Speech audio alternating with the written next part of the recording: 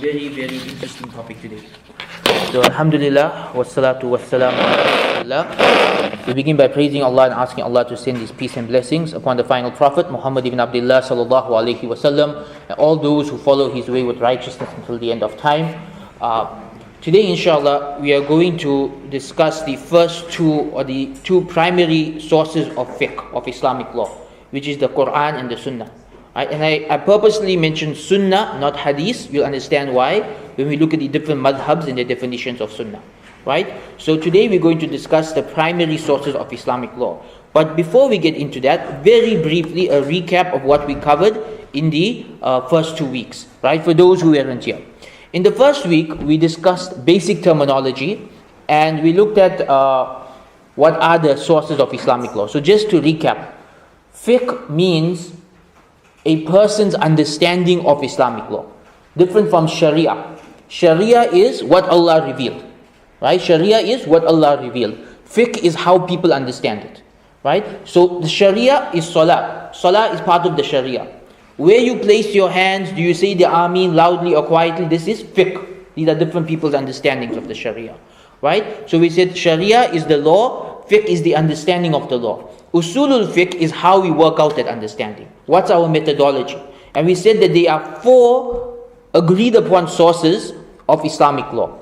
4 things that the main madhhabs agree upon. Number 1 is the Quran, which we are going to discuss very briefly today. Number 2 is the Sunnah, which we're going to spend the bulk of today discussing. Right? Number 3 is the consensus of the scholars, the ijma, that we'll discuss next week. And number 4 is qiyas, logical deduction based on primary principles extracted from the Quran and Sunnah, that we will discuss next week as well. So essentially, we're breaking this topic, the 4 sources of fiqh, into 2 lessons. This week, Quran and Sunnah. Next week, ijma and qiyas. Now, I have to make a couple of notes before we get started on today's. The first note is that what we are teaching is based on the traditional understanding of Islam, right? Meaning, I take it for granted that everybody here accepts the Quran and Sunnah as sources of Islamic law. And there's nobody here who's going to fight about the Sunnah being a source of Islamic law, at least if not, okay, it's fine, but we can discuss it in the Q&A segment, right? We open for everybody, but understand the perspective I'm coming from is that Sunnah is a source of Islamic law, right? Which is the position of all the madhhabs, right? So we're going to discuss it from that perspective. We will talk about the other perspectives and why I don't agree with them, but this is the perspective we are coming from. That the Quran and the Sunnah are agreed upon by all the madhhabs as the primary sources of Islamic law. The second point about today is we're going to focus primarily on the Sunnah. Why? Because that's where most of fiqh is from. There's very little laws we get from the Quran, right? Most of it comes from the Sunnah. So that's where we're going to focus on. Another reason we're going to focus on the Sunnah is that it's the most misunderstood of the sources of Islamic law. What do I mean by this? I mean by this, number 1, there are some people who take it too literally.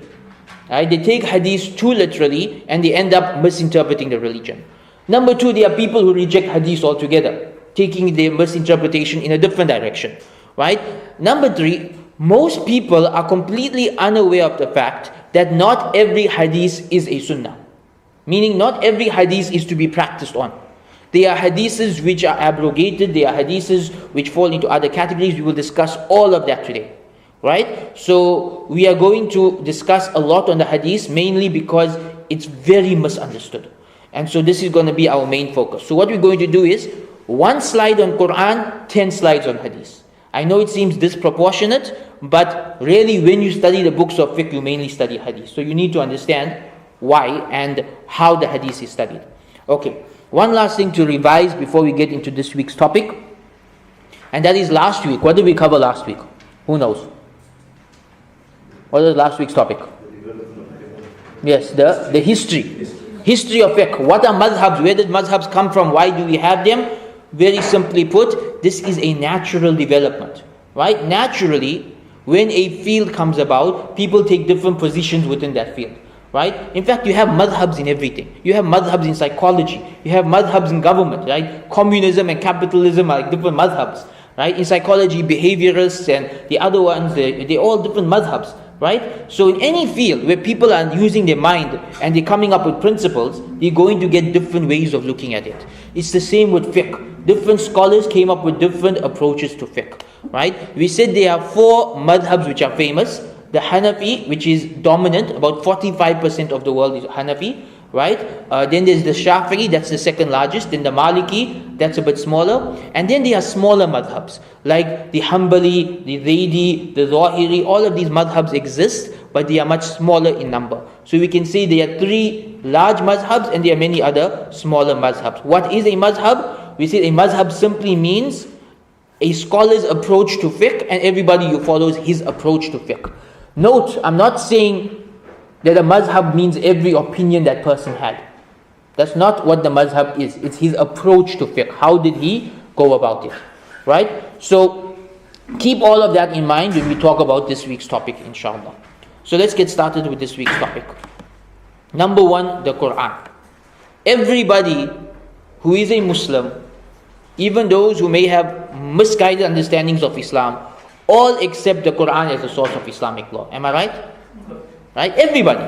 There's no dispute. And this is one reason why we're only spending one slide in the Quran, is that it's agreed upon. You literally can't be a Muslim if you don't accept the Quran as your source of law. It's like unimaginable that somebody say, I'm a Muslim but I don't believe in the Quran as a source of law. It's like, it just doesn't happen. So that's why we're not going to go too much into it. The Quran is the primary source of Islamic law. However, we don't get that much law from it because that's not the purpose of the Quran. Right? The Quran in general is there to provide guidance. The guidance comes in the form of spirituality, in terms of our beliefs, stories of the prophets that we derive lessons from, and the laws as well. So the laws make up less than a third of the Quran. In fact, even much less than that. Right? The bulk of the Quran is stories of the prophets. After that, they are the verses about our beliefs. After that, they are the verses about our manners, our character, our spirituality, tazkiyah, all of that. After that, they are the laws of the Quran. So the laws of the Quran are actually a very small part of the Quran. Why? Let's see if anyone has answers to that. Why? Why doesn't the Quran just give us all the laws? So there's no differences of opinion. Change circumstances. Circumstances change. Good, Professor, right? The circumstances change, right? It's not just that, but that's actually one of the main reasons. But there are other reasons as well. So, as I said earlier, what did I say was the purpose of the Quran? Why did Allah reveal the Quran? Guidance, right? In guidance, law is secondary. What's the primary area we need guidance? Our beliefs. Our beliefs. The bulk of the Quran is our beliefs. About Allah, about the Prophet ﷺ, about the Day of Judgment, about Jannah, about Jahannam, about how the world will end, about the prophets who came in the past, about the people of the past, about the punishment in the grave. All of these things make up the bulk of the Quran. Why? When it comes to guidance, what is more important? Our beliefs or our laws? Our beliefs are more important. If someone doesn't believe in La ilaha illallah Muhammadur Rasulullah, they're not going to care whether they're supposed to wear hijab or not. Right? Beliefs come first. So that's why the Quran focuses primarily on belief. Number 2, Allah subhanahu wa ta'ala tells us in the Quran, He sent the Prophet ﷺ to explain and to teach the Quran. And so the details about how to do what the Quran says, the details are found where? In the Hadees, in the Sunnah. Right? So therefore you will not find that much of the Quran focused on law. A very interesting subject I like to study. I have a lot of books in this field. It's called Ahkamul Quran, the laws of the Quran. These are books of tafsir that focus only on fiqh. And now when you see the other books of tafsir, like if you have a book of tafsir like covering everything, it's normally like this big, right? Like 30 volumes or something like that. The Ahkamul Quran books are normally like 2 volumes or 3 volumes. Why? Because only that amount of verses in the Quran actually discuss fiqh. There's only like very few verses that are actually relevant to law. The bulk of it is our aqidah, our beliefs, and our spirituality. Right? Very important. There are 2 types of laws we find in the Quran. The first is explicit. Right? The Arabic word for this is qat'i. Qat'i. It is something that is concrete. It is explicit, it is clear. It's something where there's no difference of opinion upon it. Right? The Quran says that we should establish salah. Everybody agrees upon what the word salah means in that verse. There's no two opinions about what salah means in that verse. Right? The Quran says that Allah is one. Are there differences of opinion about what that means? No, it's qat'i. Right? So the explicit verses of the Quran make up our Sharia, which is unchangeable and agreed upon. Right? Our Sharia is taken from the qat'i verses. Right? But there are verses that are also, they give implications or that we derive law from. It's not clear. Right? The Arabic word used here is zanni. Zanni means it's speculative. Meaning it could mean what we're saying, it could mean something else. This is where differences of opinion and fiqh come from. Basic example, Allah subhanahu wa ta'ala says in the Quran that if a man touches a woman and he cannot find water, he should make tayammum. Touches a woman, what does it mean? Imam Shafi says, if you touch a woman, your wudu breaks. Right? So he takes the verse literally. Ahmad ibn Hanbal, Malik, they say, if you touch a woman with lust, your wudu breaks. Right? Imam Abu Hanifa, he says it's referring to intimate relations and he's talking about ghusl, not wudu. So it's one verse, three different understandings. All three understandings are zanni. It's all speculation. Meaning, each of those imams, if you had to ask them, they will say, this is my opinion, I could be wrong. Meaning somebody else's interpretation of this verse could be right. Right? So this is where we get implied or derived law in the Quran. Where a scholar looks at a verse and he says, oh, I think this verse means this. Allah says in the Quran that the animals of the ocean are halal for me. Right? So lots of us a lot of Muslims are like hardcore Hanafi until he comes to that verse. Right? And then he's like, I'm going with the Quran. Right? And again, no problem with that from my perspective, but some people will have a problem with that. But the point is that verse is zanni. It's speculative. Right? There's different interpretations of it. Imam Abu Hanifa says animals of the ocean means fish. Imam Ashafi says no, it means all the animals of the ocean. And so now we have different certification bodies deciding, do we give it the halal stamp or not? It's called calamari. Does it get the stamp or not? Right? Because this is a matter of speculation. So understand, each madhhab has its own approach to the Quran. Each madhhab has its own approach to the Quran. In the sense that some madhhabs take it more literally, some take it more from a practical perspective, some look at the Quran through the lens of the hadith. Other mazhabs will only allow a hadith to come into play if it reaches a certain level, right? So there's a variety of approaches here in terms of how do we approach the Quran for fiqh. Right, now let's go to our main topic, the Sunnah. Why do you think I said Sunnah and not Hadith? Okay, firstly, what's the difference? Sunnah is the actual practice. Sunnah is the practice. The Hadith is? Narration. The word Hadith means narration, right? A narration about what the Prophet ﷺ said or did or approved of is called a Hadith. That actual thing that he said or did is the Sunnah. So when the Prophet ﷺ said, do not eat with your left hand because shaitan eats with your left hand, with his left hand. That is a Hadith. What is the Sunnah that we derive from the Hadith? Eat with your right hand. Understand? So the Hadith is what he said. The Sunnah is the message we take from it, the practicality of it. Now each madhhab has a different approach to how we approach the Hadith and what we accept from it as Sunnah. And again, Sunnah here, the word Sunnah has different meanings. I don't want you to get confused. Sunnah in fiqh means recommended. That's not the meaning we're taking here. This is Sunnah in Usul al-Fiqh. What does Sunnah in Usul al-Fiqh mean? Anyone knows? What does Sunnah mean? When we say that Sunnah is the source of law, what does it mean? It means everything that the Prophet ﷺ said or did. Everything. Right? The Sunnah as a source of law can be a source from which we say something is compulsory. Meaning, you can take a hadith and derive from that hadith that something is compulsory, from the Sunnah. So Sunnah here has a different meaning. Again, this is something that people get confused with. Just like in English, words have different meanings in different contexts. Right? Like the word fast. You fast in Ramadan or you run fast. Most people can't do both at the same time.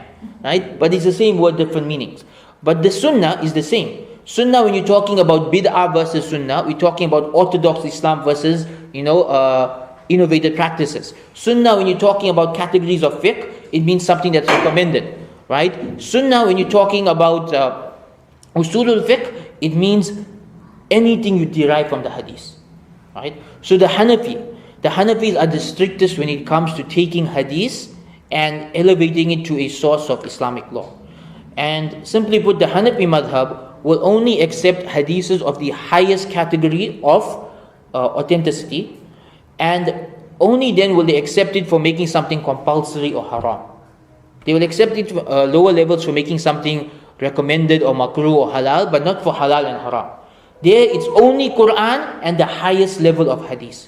So we need to just stop there to discuss the different levels of hadith.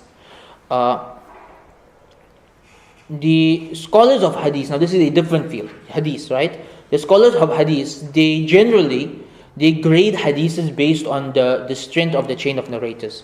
To simplify it, we can say there's 4 gradings, right? There's actually more, but to simplify it. Number 1 is Sahih hadith. Sahih hadith means, what does Sahih mean? Authentic or true, right? Sahih also means true. Yes, it's sound, it's authentic, it's true. Sahih simply means that when they analyzed the chain of narrators, they found that every single person there is a pious person who doesn't lie, with a good memory, he met the person he's actually narrating from. That's called a Sahih hadith, right? So something that's true. It's definitely what the Prophet ﷺ said, right? Next level is Hasan. Hasan means that there's a little bit of doubt, but we believe it's true. So it's translated as acceptable, right? We'll translate as acceptable. This hadith is acceptable. So for example, if somebody narrated a hadith from his teacher, and we know he's intelligent, we know he's pious, we know he's a good Muslim, we know he doesn't lie, but we also know he sometimes made mistakes. He had a bad memory, right? He sometimes makes mistakes. There, a scholar might not put it all the way to Sahih. He might say, Hasan. It's acceptable, but the possibility is wrong. Level 3, Da'if. Da'if means weak. Now here, a lot of people don't understand what's a weak hadith. A lot of people mix up weak and fabricated. What's a weak hadith? Chain. What's about the chain? Missing chain of narrators. Missing chain of narrators, what else? One of the narrators had a very bad memory. One of the narrators wasn't that pious. One of the narrators, we're not sure if he met his teacher or not. Right? Da'if actually means we don't know if it's authentic or not. It has the possibility of being authentic, it has the possibility of not being authentic. That's what da'if actually means. We don't know. Right? It's a matter of it could be true, it could not be true. Right? Now a lot of people don't know that. They treat da'if like it's level 4. What's level 4? Mawdu', fabricated. Here we know for sure, in the chain of narrators, there's an individual who lies. He makes up hadiths. We don't accept it. Nobody accepts mawdu' hadith. Right? So with all of these levels, and now there's levels in other ways as well, the Hanafi madhab goes only for the strongest and highest level. Especially when it comes to changing the meaning of the Quran or adding to the meaning of the Quran. And this is why you will find a lot of differences of opinion between the Hanafi madhab on one side and all the other madhabs on the other side. Right? Let me give 2 examples of that. Example number 1. Can a woman get married without her father's permission? Hanafi madhab says yes, the other 3 madhabs say no. Why? The other 3 madhabs say that the Prophet ﷺ said, whoever gets married without the permission of their wali, their nikah is void. Authentic hadith. Hanafi madhab says, hold on, this hadith is authentic, but it's not the highest level of authenticity. It's not acceptable for modifying the Quran. And what does the Quran say? Imam Abu Hanifa says that the Quran says, the verse about divorce, Allah says, after her iddah is over, she can marry whoever else she wants. Look how Abu Hanifa looks at the verse. He says, the verse doesn't say her father can marry her off to whoever she wants. It says she can marry whoever she wants. So she's in charge. Right? So Imam Abu Hanifa is saying that the Quran is saying she can get married. A hadith that's authentic but not that level of authentic is saying that she needs her father's permission to get married. So what the Hanafi madhab will say, it's recommended to have your father's permission, but if a woman gets married without her father's permission, it's still valid. Right? So this is a difference between the Hanafi madhab and the others based on what? The authenticity of the hadith is authentic but not highest level. Right? So this is why they have a difference of opinion there. Second example, you go for a swim, does it count as making wudu? Hanafi madhab says yes, the other three madhabs say no. Why?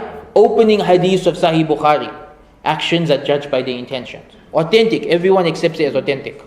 This hadith is only narrated through Umar radiallahu anhu. It's only narrated through one chain of narrators. So it's authentic, but again, Imam Abu Hanifa says, not on the level to modify the meaning of the Quran. What does the Quran say? The Quran says, if you wash your face, hands, make masa of your head and wash your feet, then you can pray. It doesn't mention intention. It doesn't mention you must have intention. So Imam Abu Hanifa's opinion would be, intention is recommended, but without it your wudu is valid. The other three madhabs would say no, the hadith is authentic, we go with that. So I know this gets complicated, but I just hope through this, you understand why this difference of opinion, right?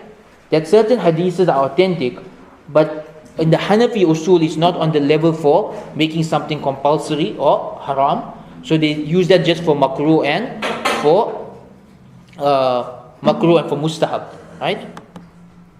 The Malikis have a different understanding of Sunnah from the other madhabs. According to the Maliki madhab, whatever the people of Medina were practicing at the time of Imam Malik is Sunnah, even if it contradicts a single hadith, right? So for example, in the Maliki madhab, the methodology of praying salah, leaving the hands by the side, right? All of this, they get it from where? That was the practice of the people of Medina at that time. So why did Imam Malik say this? Why did Imam Malik say that he goes with what the people of Medina is doing and not with the hadith? Why? They are closest to the Prophet. That this is a group of thousands of people who is practicing Muslims, thousands of practicing Muslims whose grandparents were Sahaba. So this is the Sunnah passed down generation to generation. And the hadith comes from one person and he's saying something else. Right? So only, again, they would only accept the hadith as if it contradicted the practice of the people of Medina, if it reached the highest level of authenticity. And I'm making it very simplified. There's actually a whole lot of other terminology to understand this better. I'm not going to get into that. That you'll get into if you actually pursue this in a university level. Shafi mazhab has the simplest approach. If the hadith is authentic, that is my madhab. Have you heard that statement of Imam Shafi? Right? If the hadith is authentic, that is my madhab. That's actually the Shafi approach. If the hadith is authentic, Imam Shafi follows it. Right? Imam Ahmad ibn Hanbal's approach, even if the hadith is weak, I rather follow that than use my own opinion. This is Imam Ahmad ibn Hanbal's approach. Right? Imam Ahmad ibn Hanbal says, even if a hadith is weak, I would rather follow a weak hadith than come up with my own opinion. So now you understand why when it comes to hadith, we end up with so many different opinions. Look at this, how many different approaches there are. And one more approach, the Zahiris. What does the word Zahiri mean? I told you all this last week. What does Zahiri mean? Literalist. So what do the Zahiris do? Take the hadith literally. And nowadays we have groups who do this in our country. We have these new groups who take the hadith literally. And to be completely frank with you, the ISIS, Al-Qaeda mentality comes from this. It comes from people who take the hadith too literally. A lot of what the Prophet ﷺ said, it's said in an exaggerated fashion. It's not meant to be taken literally. Right? So for example, the Prophet ﷺ said that I would burn down the houses of the people who don't come to the masjid for salah. Has any madhab ever taken this hadith literally? There's no madhab that tells you to burn down people's houses for not coming to salah. Right? They took this as the Prophet ﷺ talking in an exaggerated way to encourage people to go to the masjid. They debated on whether it means that going to the masjid is wajib or sunnah, but nobody ever took it literally. Nobody ever took it to mean that we must go burn people's houses down. Unfortunately, some people today, that's what they will do. They will look at this hadith and say, the Prophet said this, that's what it means. Right? It's not as simple as that. And what we're going to get into today is there are so many factors to consider before you take a hadith and make a ruling on it. That's going to be the bulk of today's lesson. But before we do that, I was debating whether to do this or not, but I decided we need to discuss the contemporary approaches towards the Sunnah as well. Right? So these are the 5 classical approaches. Now let's talk about 5 contemporary approaches. Does anyone remember last week I mentioned the 4 contemporary approaches towards fiqh? Does anyone remember those? Modernists.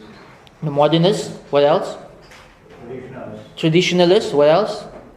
Two more. Reforms. Non-conformists, right? Reforms. And the reformers. Good.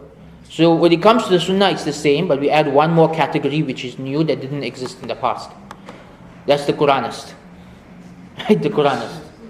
Right? The Quranists only popped up in the past 200 years as a group. They were individuals throughout history, but not as a group. It comes from the Orientalists. The Orientalists, about 200 years ago, 300 years ago, they started writing books to try and prove the hadiths are not authentic. And some Muslims read these books and believed it and started stop following hadiths. And then the Quranist movement formed around that. So this is a new approach. They reject the Sunnah, they only follow Quran. This approach is very problematic, because the bulk of fiqh comes from the Sunnah. You really cannot formulate fiqh without the Sunnah, right? Furthermore, it's going against the ijma, the consensus of the scholars throughout history. So that makes it a problematic approach. Approach number 2, traditionalists, or to be more frank, when it comes to hadith, the second approach is taqleed, right? Blind following. What does this mean? The second approach is, I'll follow my madhhab, but I only mention hadith when it agrees with my madhhab. Otherwise, we're not going to mention it. Right? So a lot of people nowadays have this approach. They don't study hadith, they don't teach hadith, they don't get involved with hadith. They'll only bring it up if it agrees with them. Right? I don't know if you have noticed that some people will only bring up a hadith when it agrees with them. Right? So for example, some men only bring up the hadith about the rights of the husband. They never mention the hadith about the responsibilities of the husband. Right? They only bring up a hadith when it agrees with them. Many madhhabs nowadays take this approach. They only mention the hadith when it supports them. Otherwise, they don't want people to know about the other hadiths that don't support them. Number 3, the modernist. What is the modernist approach to hadith? The modernist approach simply is, if the hadith doesn't agree with my logic, I reject it. If it agrees with my logic, I will use it. So they take what we call the they take the rationalist approach to hadith, right? So they take the rationalist approach. Number 4, the Ahl Hadith. Originally I wrote Salafi approach, but the Ahl Hadith approach. So this approach popped up about less than 100 years ago with Sheikh Albani, rahimahullah, where he started the Salafi movement, and they call it Quran and Sahih Hadith. That's their approach. They call it Quran and Sahih Hadith. And it's a very literalist approach to Hadith. And finally, number 5, this is the approach I take, which is reformist. So what does reformist mean? Reformist simply means we're going to reanalyze the Hadith using the principles of our madhhab, which means we may or may not come to the same conclusions as the founders of the madhhab. But we will engage with the Hadith, we will study it, we will analyze it. We're not just going to just follow. Right? Which means we have the same principles as our founders, but sometimes our conclusions will be different. Right? So like I myself follow Hanafi Usul, but many of my conclusions are not Hanafi. Or rather not fitting with the traditional Hanafi view, because we go back and reanalyze the hadith, say, okay, this hadith, at the time of the prophets of Abu Hanifa, it was not at the level needed to make something compulsory or acceptable. But today it is. Today when we add what the books written afterwards, last week Muhammad mentioned about how after the time of the madhhabs, the books Sahih Bukhari, all of that were written. Now we have those books. Now we can go back and say, hold on, this hadith really is that level of authentic. So we need to change this opinion. Right?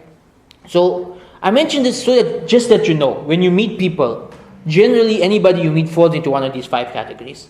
Right? Very rare to meet a Quranist, but I know a few. Some of them are friends of mine. I try to convince them to come back to the Sunnah, but back to the Sunnah literally, because Quranists reject Sunnah, right?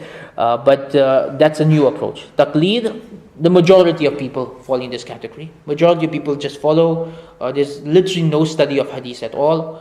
Modernist, this is a minority approach. It's problematic. The problem here is each person's rationale is different. So each person's understanding of what's logical or not is different. So one person may look at the hadith and say, this hadith doesn't make sense to me, I'm not going to accept it. Somebody else will look at the hadith and say, I don't see anything wrong with it.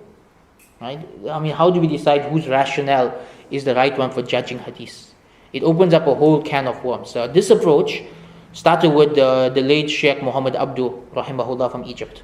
Right? He was essentially the first scholar to take a rationalist approach to hadith, and he rejected many hadiths on the basis of it not agreeing with his logic. He was a great scholar, but unfortunately he was also literally the founder of modernism. By the way, here's an interesting point. It was Muhammad Abdu and his student Rashad Rida who were the first people to refer to themselves as Salafis. Right? That's a very interesting point. The first people to call themselves Salafis were actually the modernists. And it was Albani who was studying Rashad Rida's books who found this term Salafi and took it and gave it to a completely different movement, which is movement number 4. So the term Salafi meant something completely different 100 years ago. In fact, first it was only invented 100 years ago, and it meant something completely different back then. So right till today, nobody knows what a Salafi is. Because every group got their own definition for it. Right? That's why I use the term Ahl Hadith instead, because it's more clear. Right? Because technically, if you go with South Africans' understanding of the term Salafi, it's everybody here besides the first two groups. Right? But all of these groups have completely different approaches to hadith. You can't put them all into one category and put one label on them. It's not fair. The problem I have with the Ahl Hadith approach to fiqh is that it's too literal. They tend to see a hadith which they think is authentic and just take it literally, even if there are other principles of fiqh which explain it better. And unfortunately, a lot of people who went down this path, if you study the history, it was people who went down this path. Many of them ended up founding groups like Al-Qaeda and ISIS and all of this because they just went so literalist into the understanding of hadith that when the Prophet ﷺ said, I was sent to fight the people until they believe in La ilaha illallah, they took it literally. Right? And this approach has its problems as well. That's why I prefer the reformist approach. The Usul al-Fiqh help us to stay within the boundaries of what is acceptable. Okay, we have a lot to cover about how to use hadith in fiqh. But for now, is everybody with me? Is everybody clear up to this point? Now, I mentioned about hadith. You cannot just take a hadith and make a ruling on it. Major problem of our time. This problem has led to a lot of deviant movements and wrong understandings and extremism in our time. Right? Why? Because there are so many factors to consider. There are factors to consider. When you find a hadith, there are certain things to keep in mind before you can say, I'm following this hadith. You cannot just jump into it. Because the Prophet ﷺ, when he said something, there are certain things we have to keep in mind. Number one, obviously, is it authentic? That's the obvious one, right? Is it authentic? Number two, the level of strength of the hadith. So even amongst authentic hadiths, there are different levels, right? So there are authentic hadiths that come from only one chain of narrators. There are authentic hadiths which come from a dozen chain of narrators, right? Or there are some authentic hadiths where the narrator of the hadith never practiced on it himself. Right? Meaning one of the Sahaba narrated that the Prophet ﷺ said something, but he himself is doing the opposite. You have to think about that. Why? Why is the scholar, the alim amongst the Sahabi narrating something but doing the opposite? It means he's not understanding it the way we did. Or maybe he heard something later that from the Prophet ﷺ which gave him a different opinion. Right? So there's different levels of hadith in terms of their strength. Right? And number three is, how did the Sahaba understand it? This is crucial. This is really where we can go, where we can stop people from falling into that literalism of the Ahl Hadith school of thought or the modernism of the rationalist school of thought. We simply say the Sahaba did not understand it in that way. Right? Which means when everyone's coming with different viewpoints, what we need to, number one, ask ourselves is, wait a minute, how did the Sahaba understand this? Did they understand it the way we are understanding it? Right? So example today, we have some Muslims in our community who will say that, the way we are sitting here is haram. We need to put one curtain here and put the ladies behind the curtain. So they say, hold on, did the Sahaba do that? Did they do that? No, they never did that. Right? Only the Prophet ﷺ's wives did that, but all the Sahaba understood that was specific for his wives. That was specific for his wives. The other Sahaba did not do that. Right? There was a famous scholar amongst the Tabi'in, Aisha bint Talha. And one of the narrations I read, and I can dispute it authenticity, but nonetheless it was an authentic book. She was a very beautiful woman. And she was a scholar of hadith. And she was from the Tabi'in. She was the daughter of the Sahaba. And she never used to cover her face. And Abdullah ibn Umar used to try and convince her to cover her face. And she used to say, it's not compulsory, you can't make me do something that's not compulsory. And she continued to teach hadith to men without her face covered. Right? And she was from the Tabi'in, she was from the righteous Tabi'in. She was one of the most sought after women of her time for marriage. She's one of the greatest scholars of hadith from amongst the Tabi'in. So we go back to those first generations. How did they understand? The Sahaba, the Tabi'in, the Atba' Tabi'in. When we go back to their understanding, we can curb extremism. Right? So people come today, they say the Prophet ﷺ said we must fight the disbelievers until they believe in La ilaha illallah. Right? So hold on, did the Sahaba understand it that way? Because the Sahaba, when they conquered lands, they left the people to their religions. They didn't force Islam on the people of those lands. I mean, Spain and India were ruled by Muslims for hundreds of years, but the majority of the people in those lands remained non-Muslim because nobody forced Islam upon them.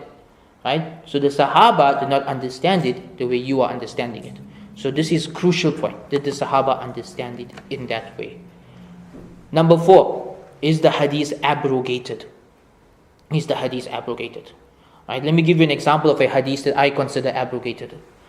The Prophet ﷺ said that, paraphrasing one of the hadiths, he basically said that women shouldn't visit graveyards. Right? There's another hadith where the Prophet ﷺ said, I used to prevent you from visiting the graveyards. Now you may visit them to remember that. Furthermore, when the Prophet ﷺ passed away, did the female Sahaba visit his grave or not? They did. Even his daughter Fatima did. Right? Did they visit the al-Baqi graveyard? They did. Right? So, based on the understanding of the Sahaba and this other hadith, we can see that first hadith is abrogated. It's something the Prophet ﷺ said early in his life. And the other hadith abrogates. Now again, there are other opinions as well, but just an example from my perspective of a hadith I consider abrogated. The Prophet ﷺ said something earlier, later in his life he said something different. Abrogation is a whole other topic to go into. Literally spend like 2-3 hours just teaching that subject alone. But just to give you an idea there. Okay, the next point is, was it modified by another hadith or by the Quran? So the Prophet ﷺ could have said something in a hadith, but there is another hadith where he explains it in more details. Right? So if you only know the first hadith and you don't know the second one, you're going to come to the wrong conclusion.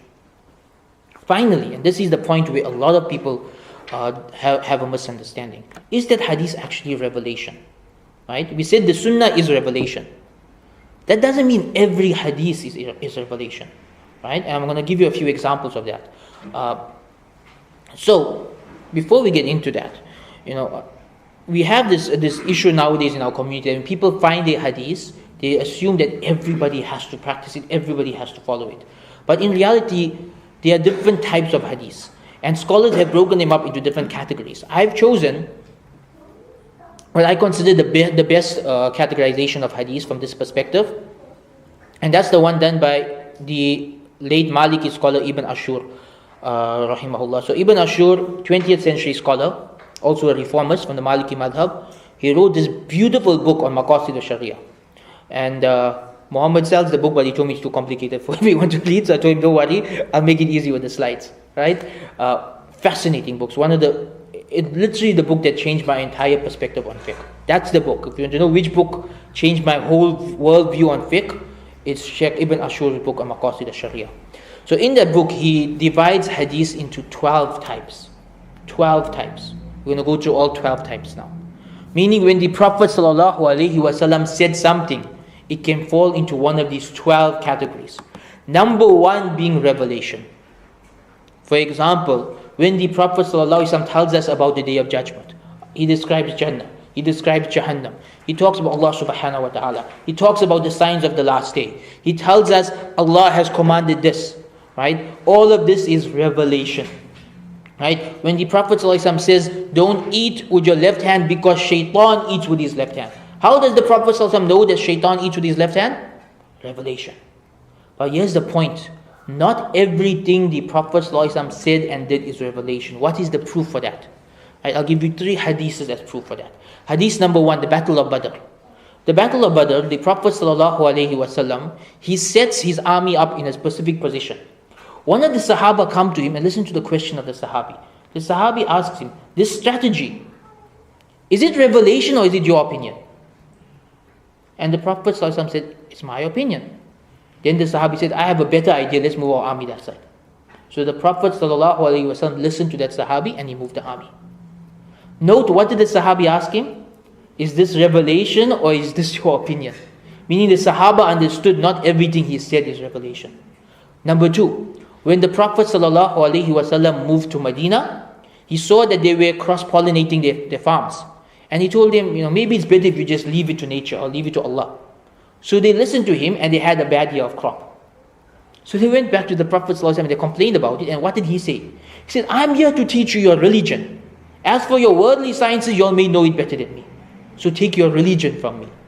Meaning what he said there about the crops was not revelation. He was just giving his opinion as a businessman from Makkah. He's not a farmer from Medina. The farmers from Medina understand farming better.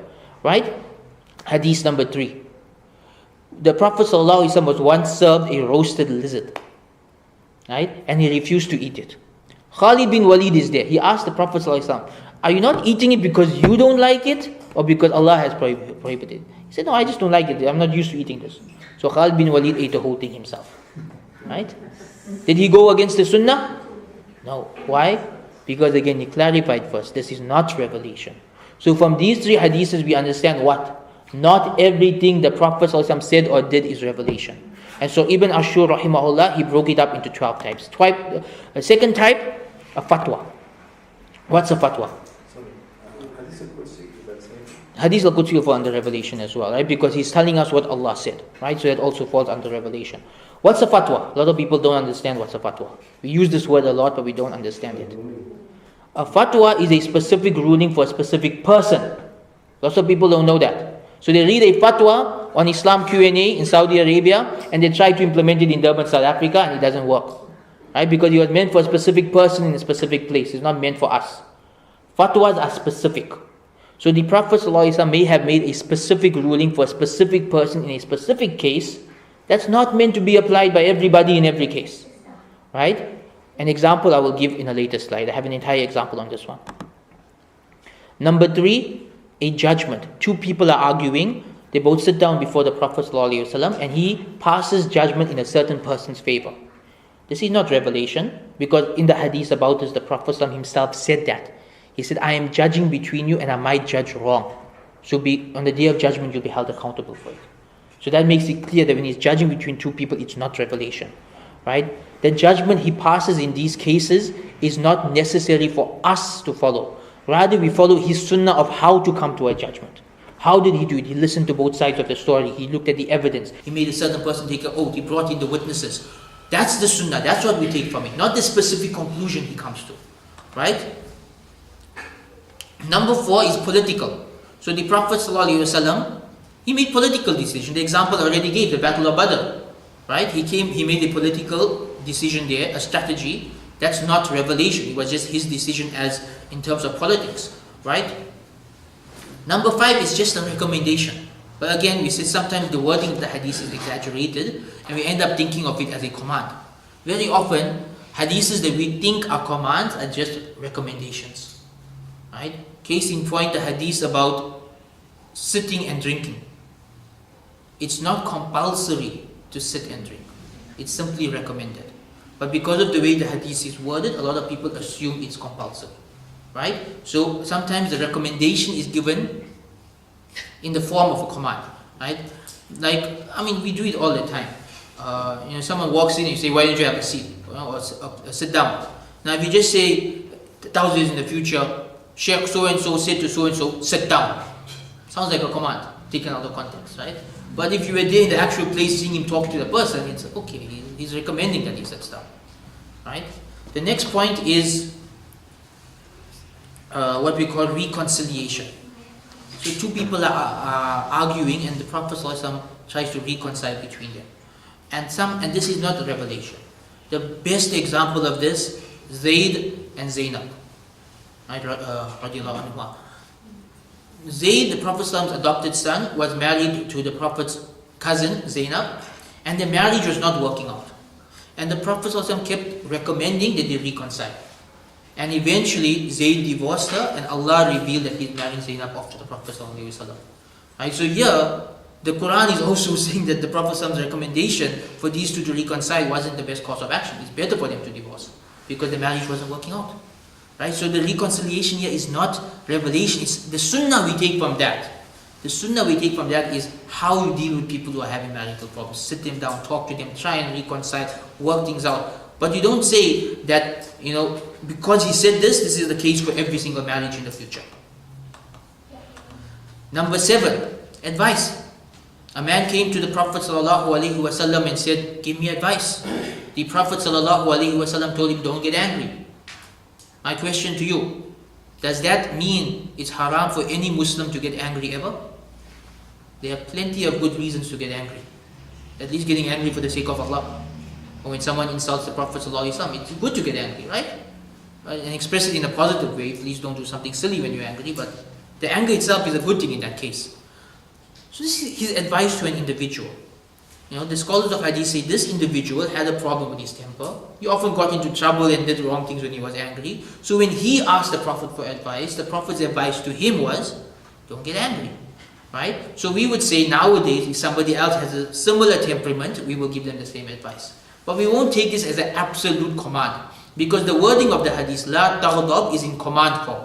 We don't take it as an absolute command that it is haram to get angry in any circumstances. No. It's simply advice for the individual and anybody else in a similar situation. The next category, according to Ibn Ashur, is counseling. So the Prophet ﷺ offers somebody counseling, right, without them requesting it. So the difference he mentioned, again, this is very linguistic and technical. It really doesn't make a difference to us, but to the scholars of fiqh it makes a difference. Advice is when somebody asks for advice and the Prophet gave it. Counseling is when they did not ask for advice but the Prophet gave it. Right? So somebody may be doing business and the Prophet ﷺ walks up to them and tells them you should be doing this instead. That's his counseling for that individual. It doesn't mean that that type of business is not allowed for any of us. It's that person's case, the other thing was better for him. Okay? Next two categories, again, very similar. Spiritual development or general advice. So, the Prophet ﷺ told one of the Sahaba, slipped my mind, I think it's Abdullah ibn Umar that he must pray tahajjud. Does that make tahajjud compulsory on all of us? No. That's spiritual advice for this individual. Because he's on that level now, where the next level of advice that you're going to give him is what? Pray tahajjud. He's already doing everything else. Right? That command does not become a command for all of us. It's for him alone. General advice to the Ummah. So the Prophet ﷺ gives general advice to the Ummah, like in the command form, give gifts to each other. Is giving gifts to each other compulsory? No, it's general advice, even though the Arabic is in the command form. Admonition, a warning. A warning doesn't necessarily mean it's haram. It simply means it's bad character or it's bad manners or it's makruh. Right? So the Prophet ﷺ said, don't stand and drink. It doesn't necessarily mean it's haram. It could just mean it's not the best way to do it. Right? And finally, and this is the point many people don't understand, cultural or non-instructive, as Ibn Ashur called it. Simply hadiths describing how the Prophet ﷺ and the Sahaba lived their lives. These are not meant to be sources of our Sharia. So again, this is a major problem in our community, that we actually have people in our community who say, and this is in their books, I've read it in books and heard it in lectures locally. I've heard people say, it's haram to sit on a chair. We must sit on the floor. Because that's how the Prophet ﷺ sat. Right? Have you heard this before? Right? You must wear a thobe, because that's what the Prophet ﷺ wore. Right? You must dress like an Arab, because that's how the Prophet ﷺ dressed. This is a misunderstanding of which hadiths are instructive and which hadiths are non-instructive. These hadiths are simply descriptions of how the Prophet ﷺ lived. As long as he did not say, you must do it this way, it does not become a command. Right? But if it's simply describing how he was, because the Prophet ﷺ was an Arab, living in Arabia. He dressed just like how the non-Muslim Arabs dressed.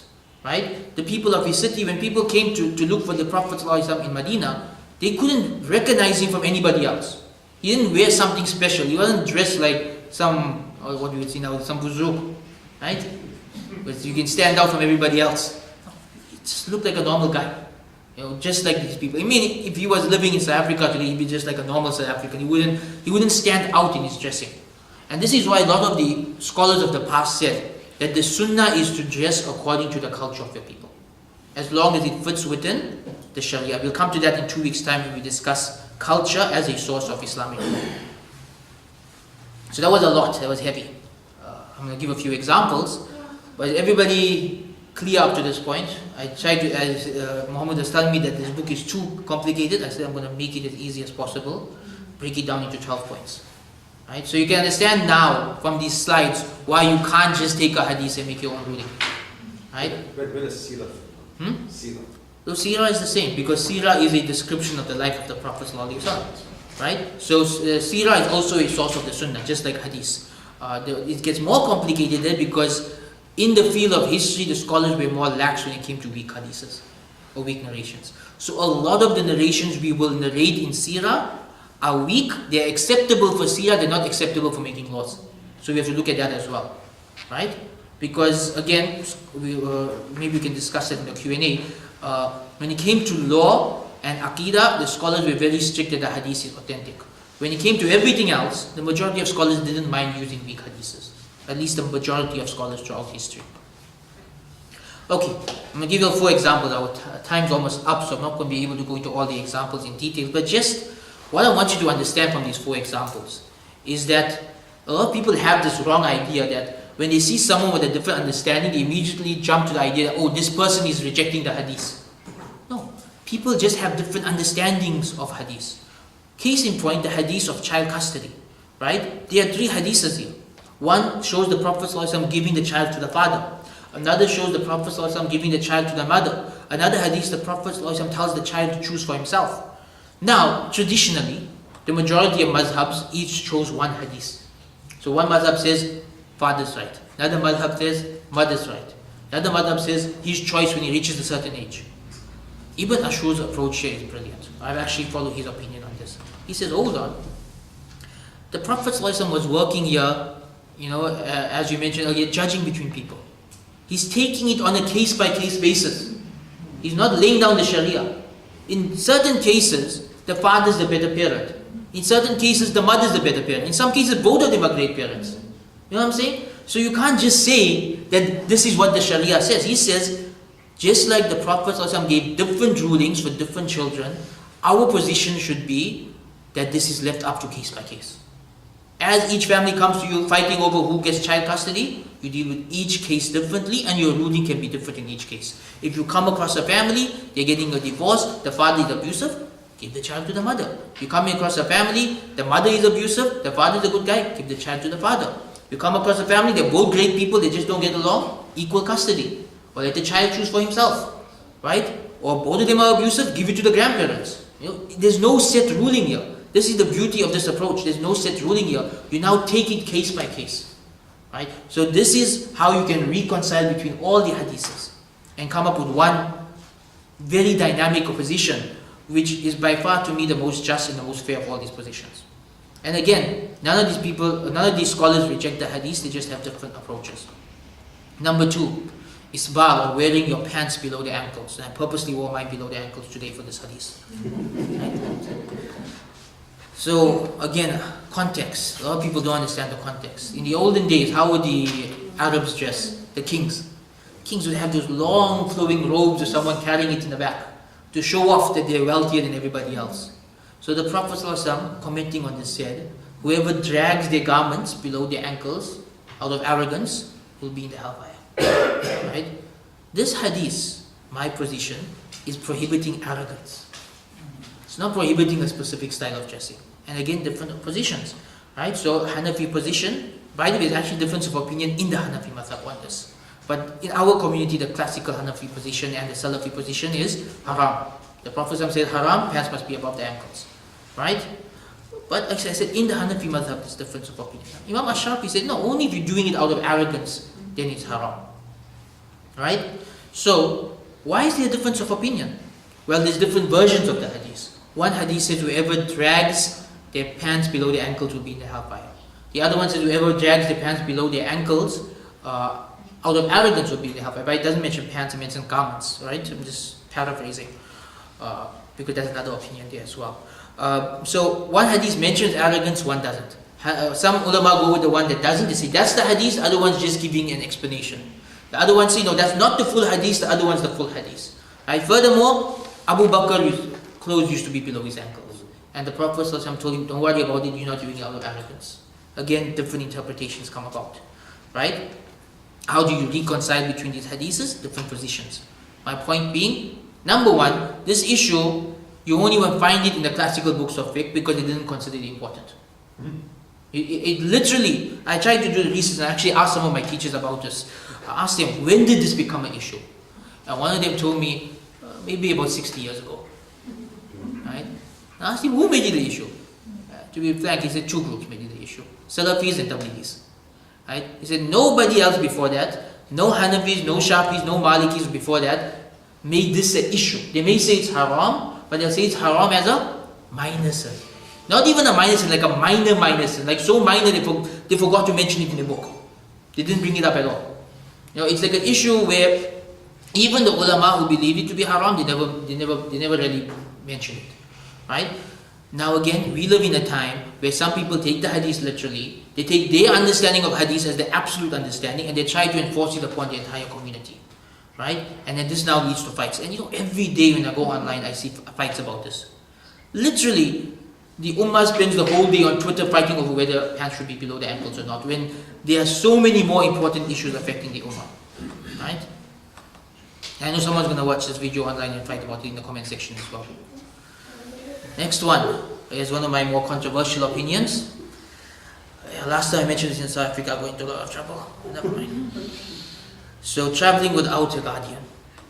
The Prophet ﷺ said whoever travels without a mahram, right, this is not acceptable, whichever woman. What's the context?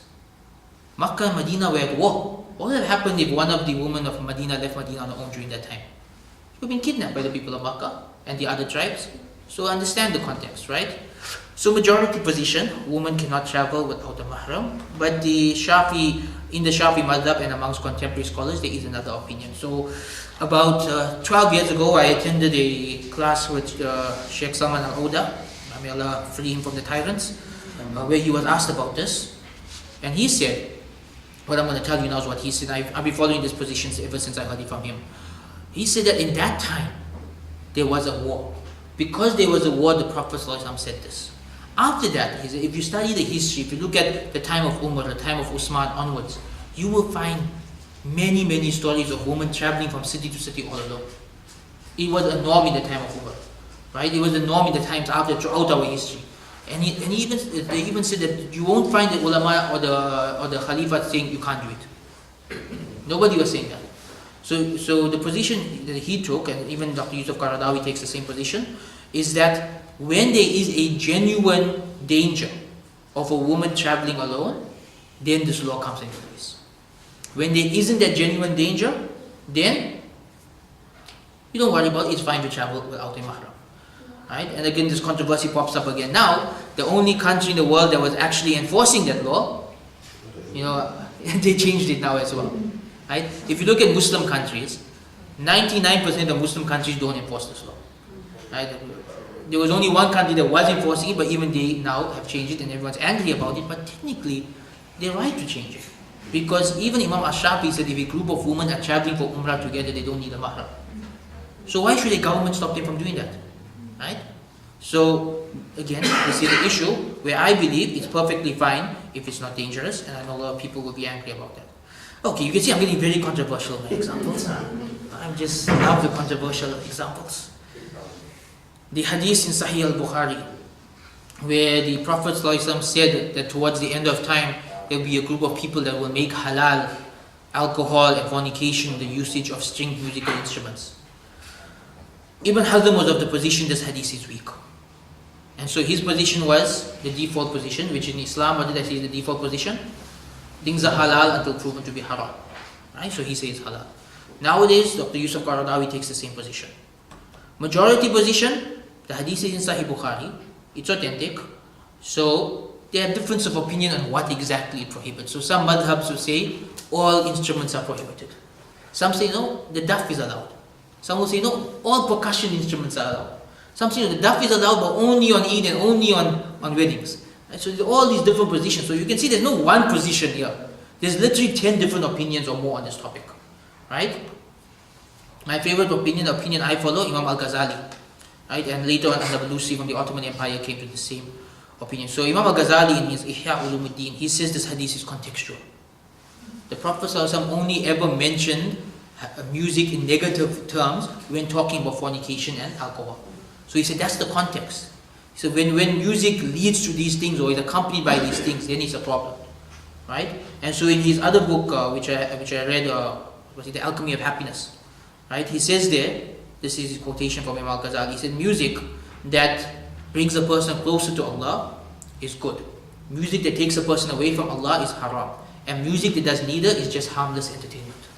Right? You can open The Alchemy of Happiness, you'll find the statement there from Imam al-Ghazali. Right? So notice again the difference of opinion. Firstly, is the hadith authentic or not? Now you may be asking, but it's in Sahih Bukhari. Is every hadith in Sahih Bukhari authentic? 99.9%. 99.9%. At the end of the day, one of the reasons we believe the Quran is a miracle is why? There's no mistakes. Why do we consider that a miracle? Because it's humanly impossible. Question, Sahih Bukhari compiled by a human being or by Allah? By a human being. So out of the 9,000 or 7,000 hadiths in Sahih Bukhari, there are about 10 or 20 that the ulama have difference of opinion on whether they are authentic or not. Right? About 10 or 20. This is one of them. What's interesting about this hadith in Sahih Bukhari, there's no chapter in Sahih Bukhari about music. Now his chapter headings are according to fiqh. He has fiqh chapter. There's no chapter on music.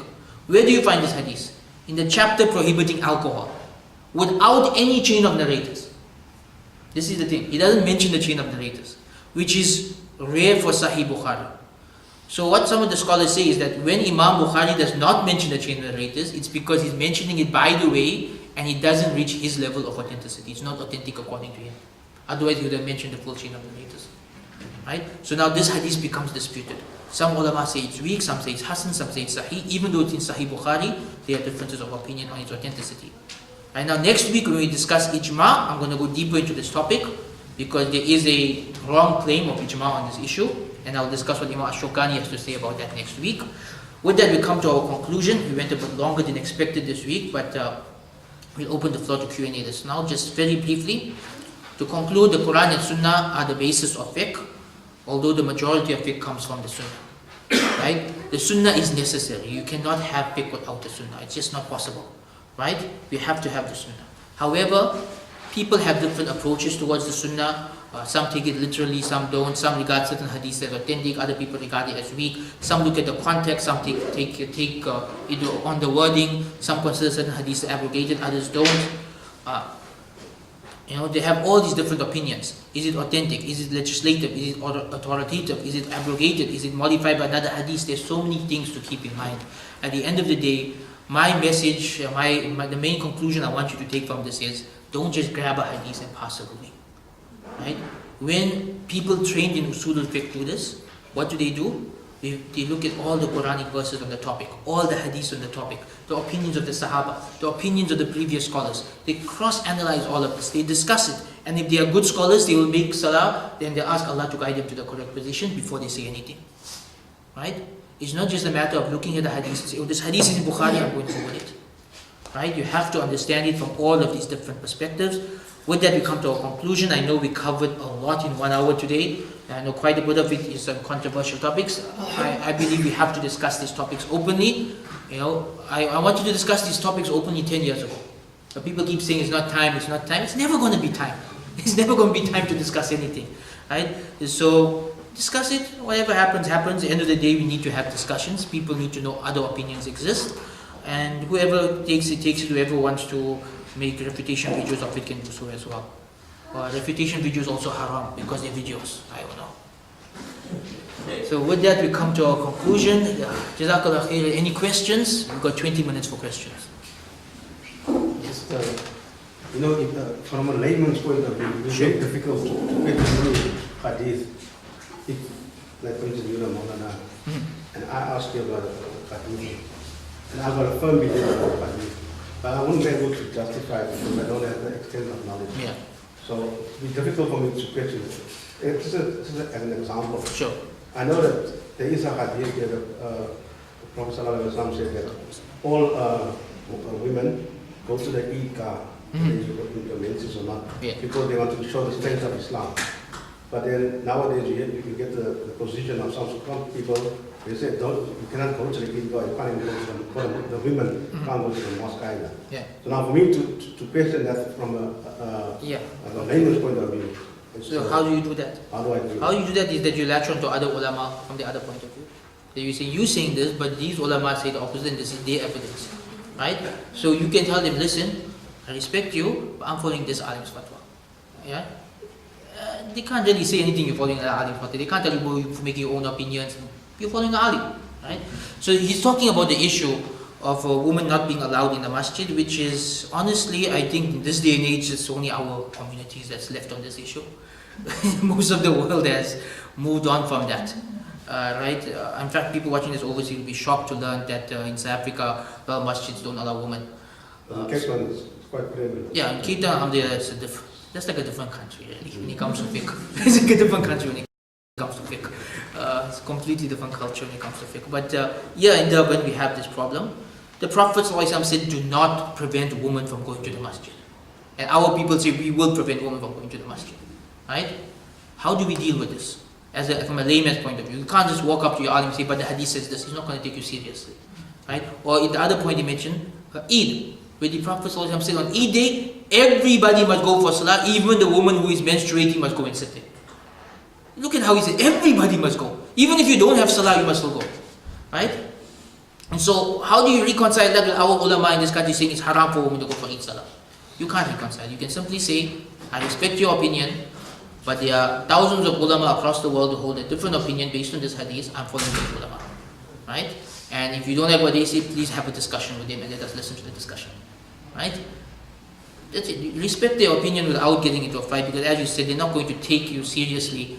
Let's put it this way, even if you are an alim, they're not going to take you seriously. Because some people are very set that their understanding of hadith is the only understanding of hadith. And it's very hard to have discussions with those kind of people. Any other questions? The simple one. Sure. When you're hearing the adhan, literally, not of your phone or whatever, but from the masajid, again you see different people doing different things. We've had scholars where when the adhan is on, keep quiet completely. Yeah. Right? And others carry on as you would. And then others, I've seen it in the Haram. Someone once stopped me from even reading the Quran when the adhan started. You know, just go to the Quran and listen. So that's a simple one. What is that? Again, it comes down to how do you understand the hadith. Is the hadith telling you to not talk during the azan? Is it a recommendation or is it an obligation? So you're going to have two different opinions. And even from those who take it as a recommendation, you're going to have those who are going to follow the recommendation in every situation, and those who are going to say, well, I'm talking about Allah's deen, so it may not apply to this situation. So it simply boils down to different people are going to take the hadith on that topic, from different perspectives. So some people will say it's compulsory, you're not allowed to talk or say anything when the adhan is on. Right? You have to just simply respond to the adhan. Others say, no, that's mustahab. So if someone is doing something else, there's no harm to it. Right? So that really comes down to how they understand the hadith on that issue. More complicated one. When you explain the processes and what is involved in coming to an opinion, I'm going to give you an example. Sure. Someone I know, having marital problems, started his share. And they share on the basis of a dream or having made whatever, and having never spoken to the wife, recommended divorce. Okay. Right? And which he did. Now, that one part of my question is, without knowing there's two sides to every story, you literally went on what my friend said and not the side from the wife. So that, and then the nice one in South Africa, the easy one was which people are called kafir. And the process is, if it's so complicated over simple things, I imagine before you call some people kafir, many of us do, what sort of involvement does that take? Okay. So the two separate questions, right? The first one is about someone passing a ruling based on it. Well, honestly, there's no basis for that any fiqh, any madhhab. You see, the problem we have nowadays is throughout the Muslim world, to the bulk of history and right through in the Muslim countries, when a husband and wife have problems, they don't go to their sheikh. Who do they go to? The qadi. They go to the judge of the community. He will listen. He has a process that he has to follow. And the process he has to follow is he has to listen to both sides of the story. And then he has to make a decision. Now here in South Africa, we don't have that system. We should have that system. We should have our own qadis who people can go to and who have this system that they are forced to follow. One of the conditions being is they have to hear both sides of the story before they say anything. And they have to follow a certain process in the arriving. They can't just base their ruling on a dream. Right? It has to follow a certain process. So maybe that can solve it if we can set up a system like that. Again, all the Muslim countries have this. Right? They do have people you go to sort out these issues, who are trained, who have a certain process, and they have certain things they have to do. Our community, it's more like a free fall. People go to whoever's going to say what they want to hear. That's what it comes down to. So if somebody knows about 5 different ulama personally, he knows only one of them is going to tell him yes, divorce her, he'll go and ask that alim only. Right? So now if we set up a process, we set up a system that this is the way to do it, that's probably the only way we can actually solve this. Otherwise people are just going to, if you're a non-Muslim country, people are going to have a free fall and do what they want. The other question that you asked was, Alright, the kafir issue, right? Calling someone a kafir. Very complicated process. The standard position of Ahl Sunnah wal Jama'ah throughout history is, we do not make takfir of someone except for very, very few conditions. Right? One of them being if they believe in another prophet. That's like one where there's like consensus. If they're following another prophet. So like how the Christians wouldn't consider us Christians because we follow Prophet Muhammad and they consider him a false prophet. Like that we wouldn't consider someone following Rashad Khalifa or Elijah Muhammad or Ghulam Ahmad Qadiani a Muslim because they're following another prophet. Right? That's one issue. Beyond that, there are very few issues you can honestly, there are a lot of issues you can say this issue is kufr or this is an act of kufr, but you will not make judgment on the individual. This is very important. For most issues you will not make judgment on the individual. Because as long as you believe in the 5 pillars of Islam and the 6 pillars of Iman, you're not going to make takfir of them. The issue I had with a couple years ago, and one of our local Maulana sent out the email saying that all of the Shia are kafir. So I sent him a reply saying you cannot say that. You cannot say that. You can say they are wrong. You can say they are a deviant sect. You can say some of them are kafir. You cannot say all of them. Because if you were raised in Iran, in an Iranian family, in that environment, you'd be Shia. Right? You would be because that's all you know. So my approach is, I'm against the belief, but as far as the individual is concerned, I don't pronounce any judgment on the individual. Right? Rather, I believe most people have in Ahl Sunnah wal Jama'ah Aqidah, we call this uzr bil jahal, the excuse due to ignorance. That's a principle of our Aqidah, that people are excused because of their ignorance. Right? This was a big issue in Arabia about 300 years ago, where there was a certain scholar whose name I'm not going to mention because I'll get in trouble with another group for this, who was basically making takfir of people and killing them for going to the graves, going to the mazars. So basically he waged jihad against them for this, saying that they're kafir. And all the other ulama wrote to him saying that you need to make uzr bil jahal. These are ignorant people, they don't know what they're doing, you can't call them kafir. Right? So that became the big issue of that time. So that's really what it is today, that as a Muslim, when you see somebody else doing something wrong, number one thing is make excuse for them. They don't know what they're doing. Right? It's only when certain evidences are put against the person, okay, this person, we've taught him the correct understanding of Islam. We presented to him all the evidences. He understands all the evidences. But now out of stubbornness, he's doing something that is clear kufr. Then only we can pronounce kufr on the individual. The Muslims of the past were so lax on this issue of takfir that even the Khawarij and the Mu'tazilites never made takfir of them. Khawarij and Mu'tazilites are considered Muslim, they're not considered non-Muslim. Right? Even ISIS. Right? I think Shaykh Yaqubi posted this in his book, refuting ISIS. He said, they call us kafir, we won't call them kafir. I mean, that makes us just like them. They're Muslim, they're wrong, 100% wrong in what they're doing, but they're Muslim. A lot of laymen, they say, they can't be Muslim, they're doing this. That's not how it works. You can't say someone can't be Muslim because they're doing something that's wrong. Right? So we don't make takfir of the Khawarij, we don't make takfir of the Mu'tazilites, even with the Shia. For the bulk of our history, Shia lived in Muslim countries as Muslims. They didn't pay jizya, they weren't kicked out of the country, they were treated as Muslim citizens, right? By the Ottomans, by the Abbasids, by the Umayyads. Yes, few here and there, Salim the Grim went and fought them, but that's like an exception, that's not the norm. The norm was that they were treated as Muslim citizens of their country, right? The exception was that once in a while someone came along and did the opposite, right? So that's the point on takfir. The main point there being is we need to revive this practice of uzr bil jahl, excuse someone because of their ignorance. That's something we need to revive. Yes? Sheikh Qadari was once asked whether music is haram or halal. Sure. I think he gave the best answer.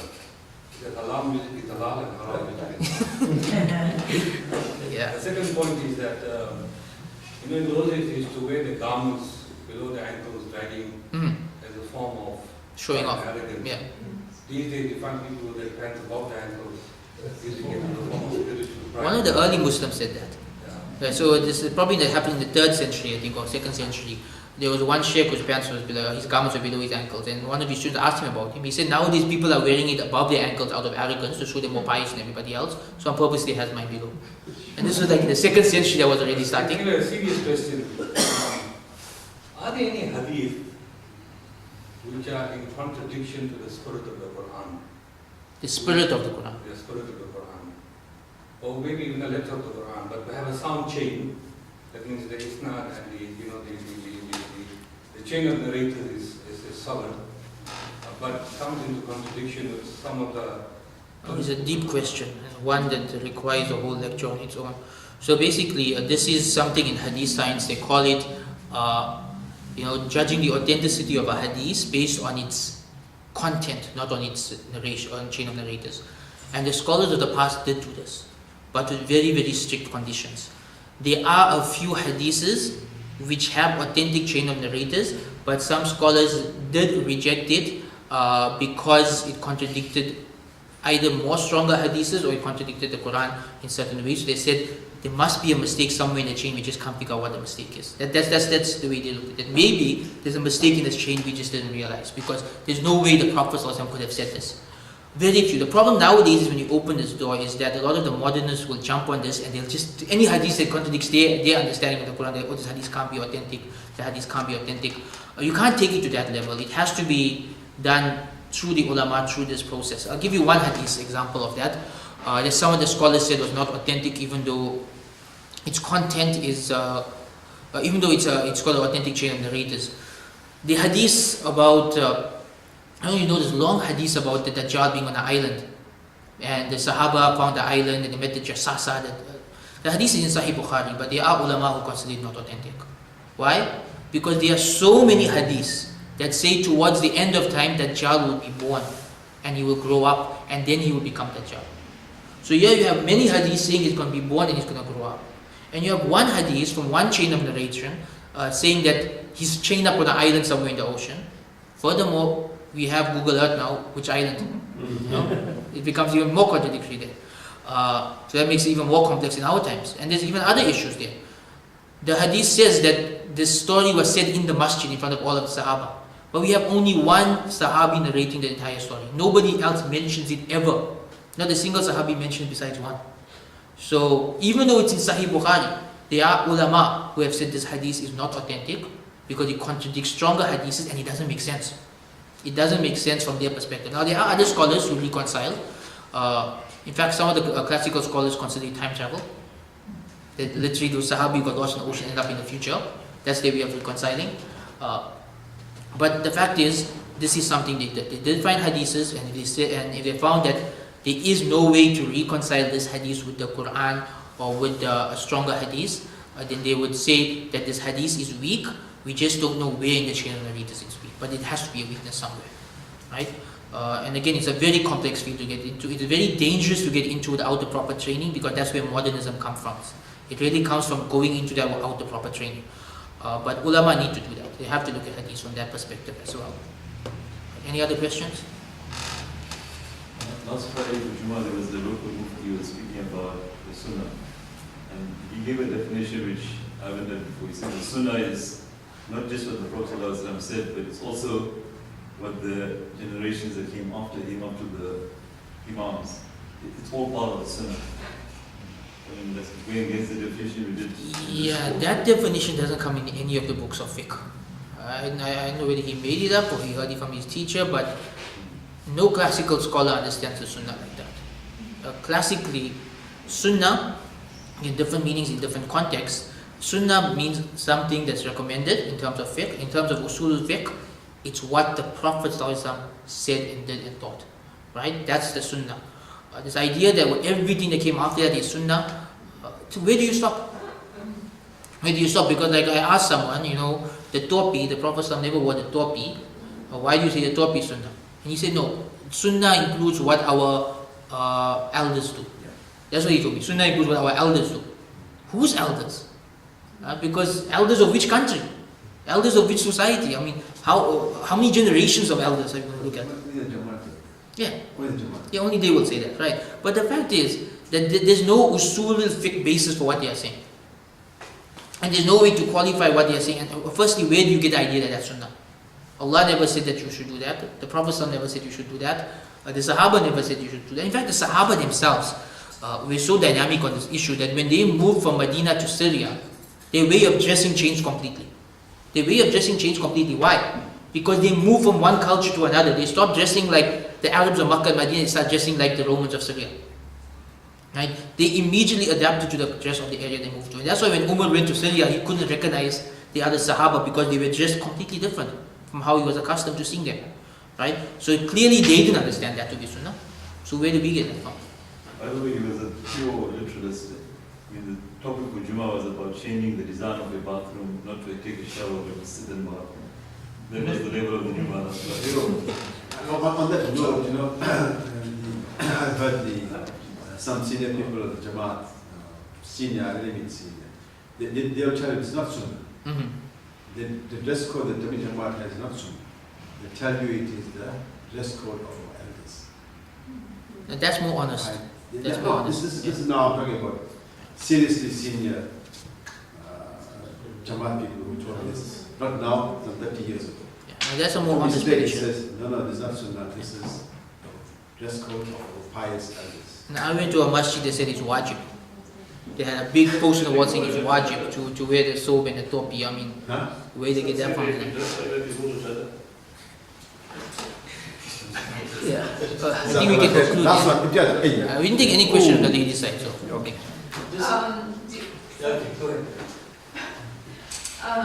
Do you ever make tafweed of hadith the way you make tafweed of Quran? As in you just submit the meaning to Allah because you can't rationally understand it or it goes or you There's many hadiths like that. Yeah, there's many hadiths like that, particularly in the realm of Aqidah. For example, the hadith where the Prophet said that Allah descends in the last third of the night to answer our du'as. Technically, it's always the last third of the night somewhere in the world. So how do you understand the hadith? You just leave the meaning to Allah. Right? There is no way to rationalize the hadith because technically every hour of the day is the last third of the night somewhere in the world. So is Allah continuously descending? What does it mean? Right? The classical position is you leave the meaning of the hadith to Allah because the purpose of the hadith is to make us wake up for tahajjud. It's not for us to think about how does Allah descend or anything like that. It's a hadith of encouraging people to pray tahajjud, not a hadith of trying to understand how Allah is. We can't. Allah is beyond our understanding. I understand that at the Aqidah level, but what about hadiths that have like social implications? Okay, like, so like women are deficient in intellect. yeah, okay, now that hadith as well. Do you make the feel or something like that? Well, the hadith had different interpretations throughout history. There's no agreed upon understanding of what the hadith means. So